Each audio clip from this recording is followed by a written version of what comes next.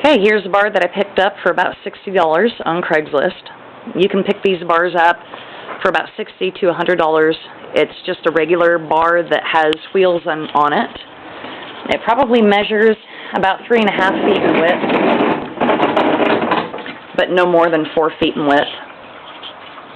What I did was I went ahead and cut the top of the bar here to go ahead and make room for the faucet so it's free of having anything in its way.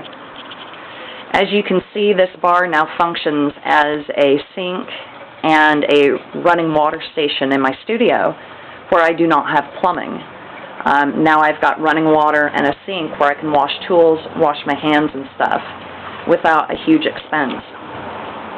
The countertop here I picked up at the Rebuilding Center here in Portland.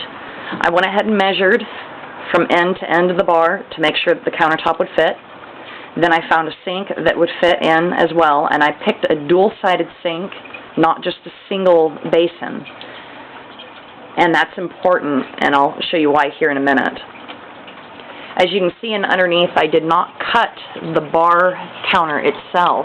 You want to keep the bar counter and cut it based upon how big your sink is. As you can see, the bar counter still exists.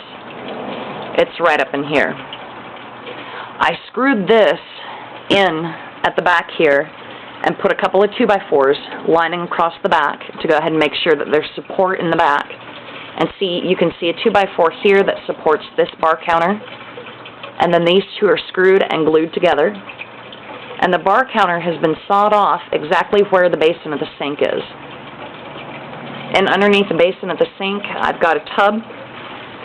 This thing's fairly good size. It holds quite a bit of water. In this tub, I went ahead and made a locking joint for it so it won't flex or bow out, because we picked up something that is a little more flexible than what we needed, but this little bar lock helps quite a bit. Right in around here, there is a fountain pump. The fountain pump gives us fresh water or recycled water into the sink. Usually the water is settled within 24 hours. You'll see quite clearly through it, and the clay will be on the bottom. Today I've been rolling the sink around, so it's getting kicked up quite a bit. Here on the second side, what I've done is I just went ahead and added a drain spout from the basin of the sink into a bucket. I want to use one side of the basin to go ahead and dump things, the other side to wash things. So you've got a dual purpose sink here.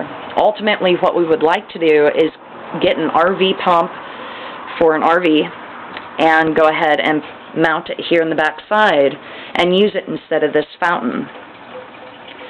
That way we've got more water pressure. As you can see right now, we've got pretty decent amount of water that comes out, but there's no real water pressure to it.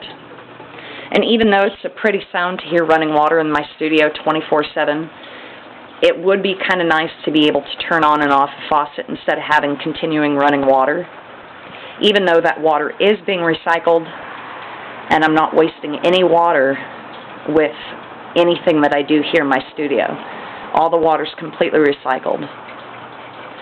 So if you have any questions on this, just shoot me an email and I'll go ahead and answer any questions.